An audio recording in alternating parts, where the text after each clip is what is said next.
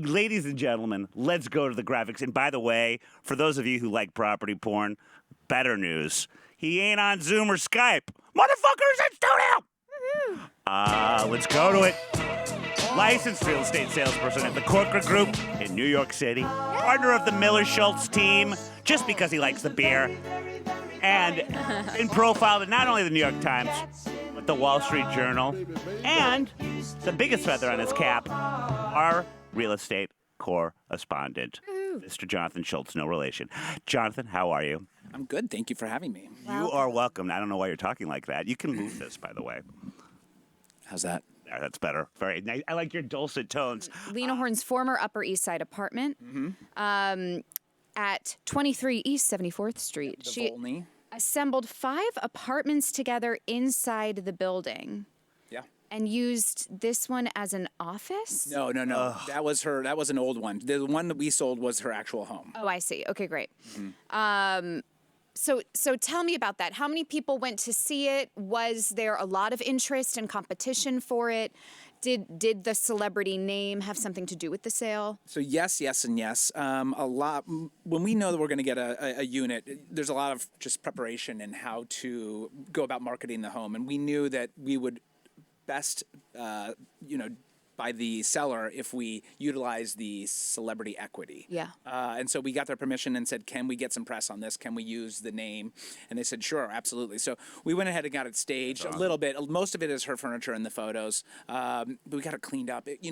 Her daughter had been using it, who was older at this point now. So there was a lot of clutter. So we got it all cleaned up. We got it painted. We got it cleaned up. And then we went on and got a good amount of press. And actually it happened to coincide at the exact same time when the Atkins Theater was renamed as the Lena Horne Theater. So not only did we get the press in the New York Times, but also there was all the press about the renaming of the theater. And look, we listed it in the fall of 2022. The real estate market wasn't great then, but we priced it well. And we got a lot of activity. And ultimately, we got our asking price, so it worked out really well. Now, when you do repaint, do some slight staging, who ends up paying for that? The seller. Okay. The seller pays for that. We pay for all of our marketing, the photos, the floor plan, all of that, but ultimately, they pay for cleaning up the apartment and getting it. I look at the amount that she owned in the building and the location, and my first thought was, holy fuck, how much did Lena Horne make in her career? But then I also realized she probably bought that thing 50 years ago when actually living near Central Park was sort of affordable. Sure. And wow, what lived in multiple places. I believe she spent a little bit of time in 300 West End Avenue, which is the building that Harry Belafonte bought.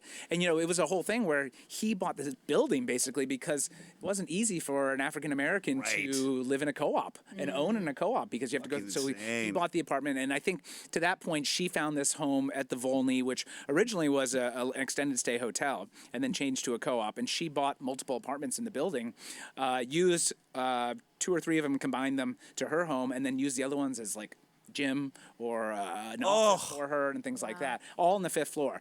But since then, it is, by the way, for those of you, the 3 viewers that don't live in New York, that is just unheard of.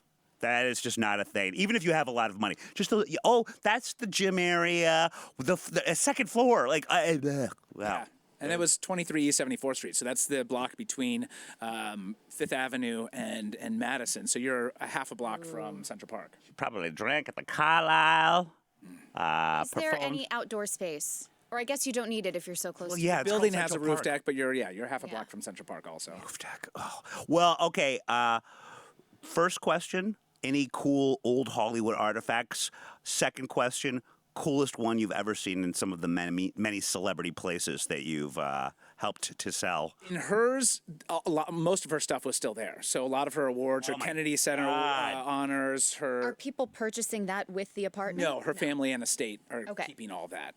But it was there, and we wanted to keep it there as part of the story when you're showing it to say, hey, it's all there. And she had many awards, and she was very looked after upon fondly. I think I've seen an Oscar at one point, which is actually her granddaughter. Well, actually, so I met her through her granddaughter, who is Jenny Lamette. Jenny Lumet's dad is Sidney Lumet, who's a very, very famous director. Sure. Yeah. 12 Angry Men, so on and so forth. And he won an honorary Oscar at one point. And when I helped sell her play, she had it. And so it was there, like a Lifetime Achievement Award. So that was kind of cool. And This one almost hit close to home because people have Boomer said dads? "okay, boomer" to me before, and I'm Generation X people. I'm not even close to being a Boomer boomer. dads are driving real estate agents nuts. This is so like par for the like. This is exactly what you it's think happened of to it. me firsthand. This is from curb.com. Real estate agents aren't paid by the hour, and they're increasingly finding their valuable time being sucked away by boomer dads. Sure, New York real estate has always been propped up by family money and family opinions, but millennial and Gen Z buyers are leaning harder than ever on their parents for cash at a time when borrowing is expensive, and a lack of housing makes cash a valuable way to cut through the competition. According to about a dozen agents that this journalist spoke with, dads have an annoying tendency to present themselves as experts on all aspects of home buying based on their own actually inexpert logic. Okay, so tell us a few examples that you've dealt with. The way I look at this is, I think in life there's many different stages of your life where crises happen in your mind. You know, there's the midlife crisis, which we all know, where you get to a point in your life, which is usually mid-40s, where you're like, what have I done with my life? What am I doing currently? What's coming? And you just many thoughts coming into your head. But there's also a crisis where they're an empty nest, and for many, many, many years, these moms and dads were needed. Every day of their life, they were needed for something. And then they get to the point where their kids have moved out and they're not needed for anything else. And so now their kids are getting a little bit older and starting to buy significant purchases, cars or homes, right? And they feel like, oh, I have experience in this. I can help you out. But more often than not, they've raised good kids who know what they're doing and know how to buy and don't necessarily need them, but they've inserted themselves. So we had a listing where luckily it went through, but the dad, the father of the husband, came by every single appointment. I ended up getting to know him better than I got to know the buyers. He through the inspection, when an inspector came to look at the place right before you sign a contract, he walked through and was asking questions the entire time and posing issues that weren't really there. Luckily, the wife, who this wasn't her father, is the one that really wanted the home, and she was like, "Nah, this is the home we are getting." Yeah. But he absolutely was in every step of the way, inserting his nose, and oftentimes not worrying about the right things, but wanted to show his value because he's done this before. Now, to give them some credit, I don't remember if this was the situation for this one, but a lot of times, husband and wife in their early stages of their marriage are getting some money from dad also. Yes. Yeah. I was going to say. Yeah. So then, why she got married. as like the millennial or the Gen Zer who's purchasing a home, knowing that you've been sort of given this gift of money or a down payment or whatever it might be, you feel like you can't say, "Would you butt out?" Or totally. "Don't come to this meeting." Because then it's like you're ungrateful, or It's a very fine line. Yes. Yeah. There's good advice also for brokers in there too. Like before you even begin, ask how many are in the buying party here. And it's like, But ultimately, you want to don't put a deal matter. together. So, Right. If dad's going to be around, just as long as he doesn't kill the deal, which, you come close to. And this article talks about the dad who did kill the deal. Yes. Oh, I think there was a couple. Yeah. And it seems to be much more a male thing than a female thing. They mentioned one mom in it, but for the most part, it's a boomer dad thing. It is, no, but I mean, just yesterday I had an appointment where the daughter had come by to see the apartment. I think she's in her 30s, very successful, but wanted her mom and her sister to see it. And they came by, and then later on we followed up with the broker, and they said the mom and the sister weren't, keen on it, so she's still trying to work with them on it, but I can apply. They're not living there. I know. I'd be interested in your thoughts on this because I know you'd take the house with possible misgivings. I'm going to bring this back to some more presidential history, people. Whenever I mention that delightful Roosevelt House that I often go to and get authors for this very show to listen to them talk, I go to a place called the Roosevelt House.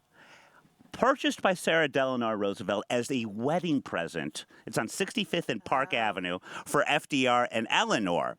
That was their wedding present. What a great wedding present. But there was a follow-up present. She bought herself the building right next door. And the even better wedding present, drilled through the walls so that she can surprise them whenever. I think it was nice that she was. I think it was nice that she was related to both of them, probably. So. Yeah, very good point. She absolutely was. Apparently, it got so bad. It now belongs to Hunter College, and of course, they've ripped through both of the walls to make it a bigger auditorium-type place. But it got to the point where Eleanor would put bookcases over the doors so that she wouldn't surprise them at any time or day of the night. Although, again, even if you had to do with, and I think you like your in-laws, you would, I'm sure, take that deal, even if they were right next door. Maybe you wouldn't. No, it would be up to my husband, and I think Douglas would have an issue with it. I agree. Yeah, just how you tell me. Would he have an issue living next to your folks? Probably not. We wouldn't know my parents they were wouldn't there. leave. They're very much homebodies. They wouldn't knock on the door. They wouldn't be like, "Let's hang out." Yeah. It would quiet as mice. So then, and they're from your end. Hey, free home.